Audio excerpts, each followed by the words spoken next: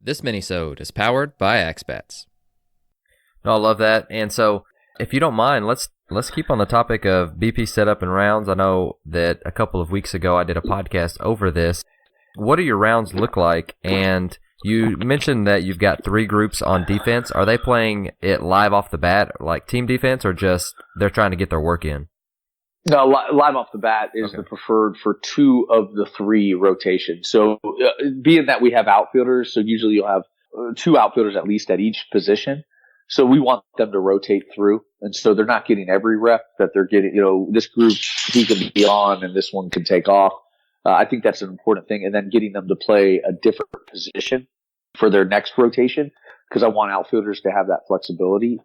That's something that we prioritize within their development, because I think, especially from an outfield side, you need to challenge yourself and creep as much as you can. I think that the more you press on the defensive side as an outfielder, the more you learn about what you can do overhead, which is something I learned from my brother-in-law, who was a great outfielder, played with the Angels.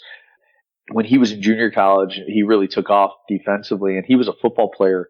And so what he understood was angles and hips. He was a cover corner on a state championship football team in Florida, which is saying a lot. And he really understood that it wasn't always about his speed. It was more about, his angles and his ability to cover somebody, right? Like within the context of wide receivers. Right. But when you bring that into center field and you play a press defense, what you're doing every day is understanding that your jumps have to improve, your route efficiency has to improve. And so that's something that I want our outfielders to take pride in. And we were a struggling defensive team early this season. And I think that the thing that we got better at was the way they were challenging each other to be defensively during practice. And so it's easy to say, I'm so dismissive sometimes of outfielders, right? Like, oh, just go play 500, right? What do you guys do? Well, we're catchers. We got to work really hard. Well, I think that if you put them in a setting where they're constantly challenging themselves to get the next ball, and oh man, that one got me today, but tomorrow, I'm going to start here. I think that's such a cool thing for them to learn, and then it becomes competition amongst them in the outfield. And sometimes they learn more about themselves than they thought. They're pigeonholed as a left fielder, but they get to center field, and now they have just a different perspective as to ball flight and ball angle. And they become a more well-rounded outfielder that gives your lineup a little bit more versatility in the event that you have to pinch run, pinch hit, do the things that are necessary to win baseball games. And so on your offensive rounds, what do those look like?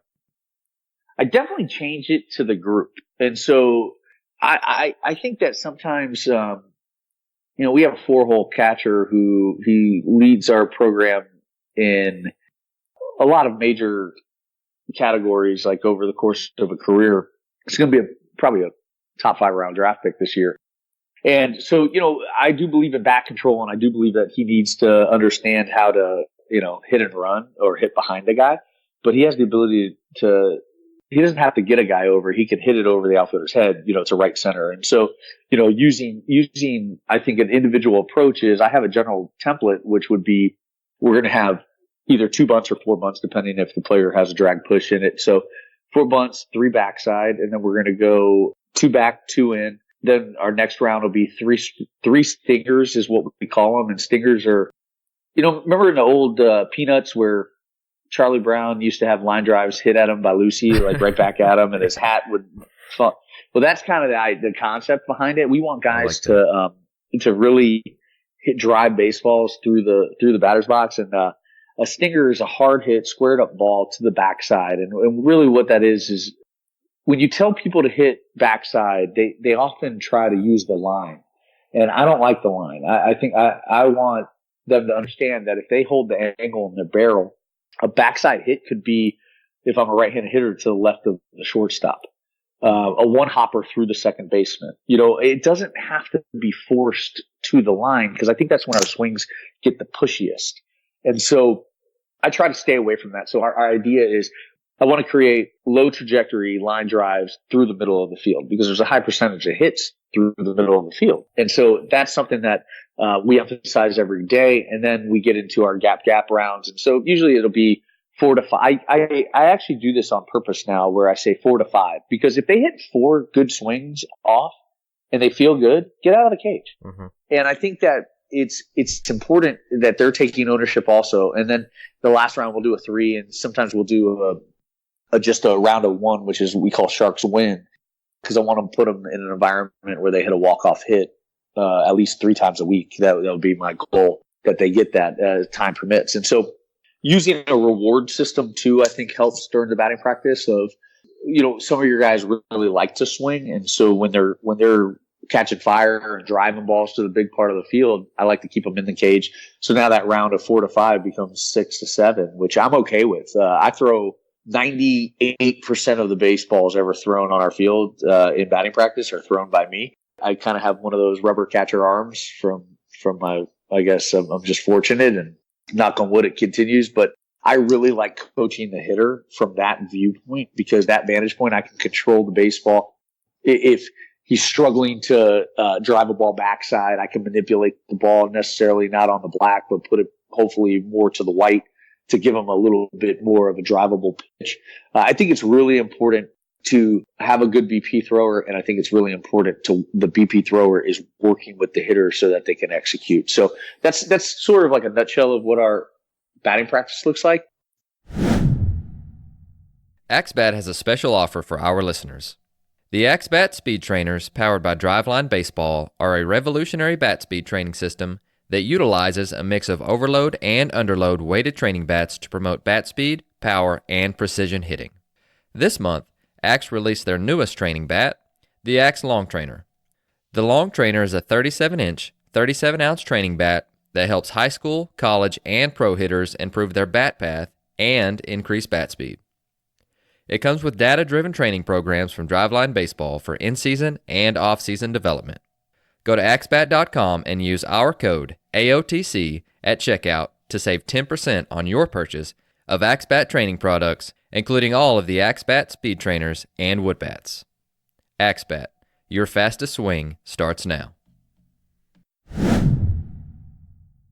Now, there's something that I've been itching to ask you since I discovered it on Twitter in the last week or two, and that is your themed Thursdays. Now, I want this to kind of be a compound question, because I love that, but I don't want to end with just that. If you've got some other traditions or rituals that you guys, that's really unique to you guys, but start us off by talking to us about themed Thursdays, what those are, and then if you've got anything else that's really cool, if you don't mind sharing that with us too.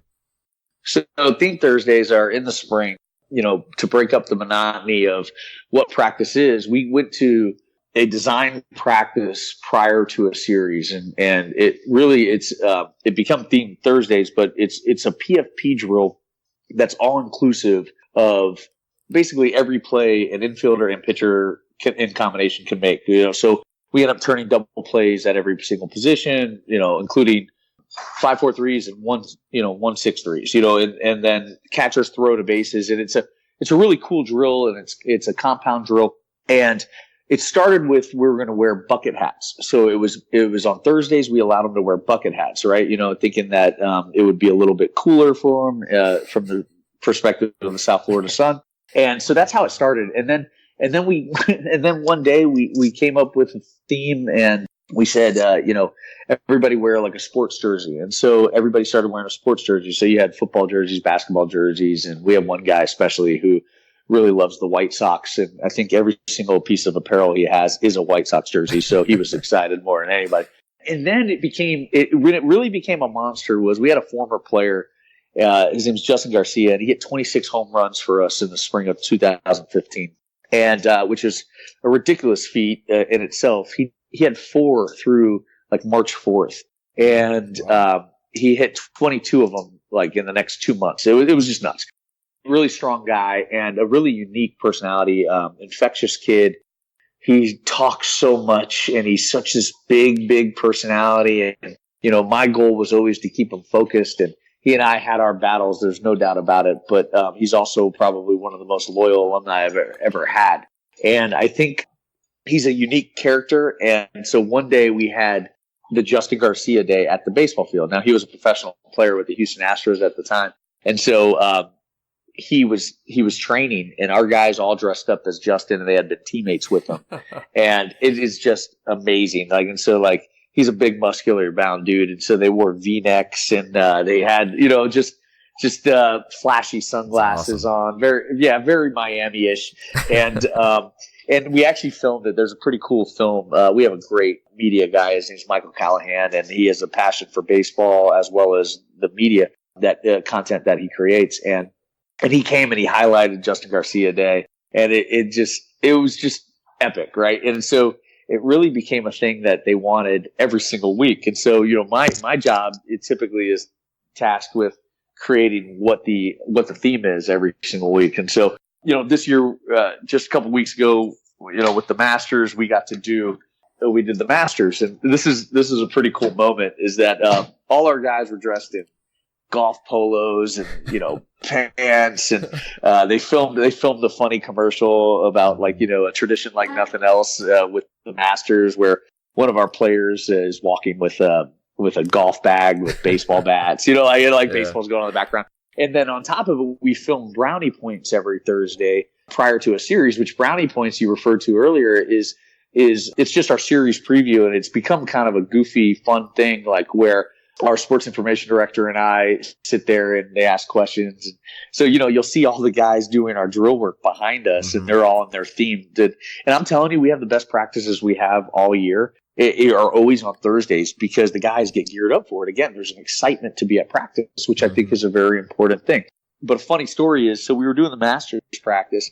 Former Major Leaguer Raul Bañez is a friend of mine, and he was coming out to practice because he wanted to. He and I have been influenced by the same hitting mentor as well as a professional personal coach, which is a woman named Kat Crosland, who's the professional life coach, and then as well as Craig Wellenbrock, who is a hitting guru. The neat thing is that he and I have, and then also when I was a player, and obviously he was a player at the time, because he had a much longer career than I did, but we trained together, and so we created a friendship. And he came out to the field to come see some of the drills we were doing, because he's helping out at a high school, and he had some questions for me, and I was like, dude, you need to come just see us train, and I think maybe we can come up with some ideas as to how to help your team. And so he comes out to practice, and he comes out there, and he thought he was at the wrong thing, and like that our practice was canceled because he thought faculty was out there hitting batting practice because everybody's in polos, And so then he's watching us. He's like, but man, those are some really good swings for faculty, And so luckily he didn't leave, but he comes over and sees me. I'm in a green Masters shirt, but it's just I think that environment of having theme practices creates a culture of it's okay to have fun at a kid's game. One of my greatest mentors in the game was a guy named Tim Cousins, who was an ABCA speaker this year, and just did a podcast over there on the ABCA podcast. And he's a catching. For me, he's the best. He's the guy that taught me everything I know about catching. Buzz used to say it was a suspended state of adolescence. It was baseball, and it's always stuck with me. And I think that you need to realize that we are all just playing a kid's game, and make it that environment as much as you can, and still demand them to, through our drill work. It's not like they get like a free pass because they're in golf pants. You wore the outfit, you need to execute, Right. So, we did a WrestleMania one, and the WrestleMania one, my biggest thing was, hey, no thongs. Okay. Like, you guys can wear Speedos, but no thongs, but, I think that they embrace it. I think, when you create, and something that's personal to your program. So when you put things out there and the guys really embrace it, it's just a cool thing to do, man. So other traditions that we've had, I do love freshman karaoke that we do on the bus, and sometimes I've been known to get up there and rap after a big series victory and stuff too. Like they have to sweep for me to rap, but awesome. That is something that it's just. Again, I think that you can't take yourself too seriously.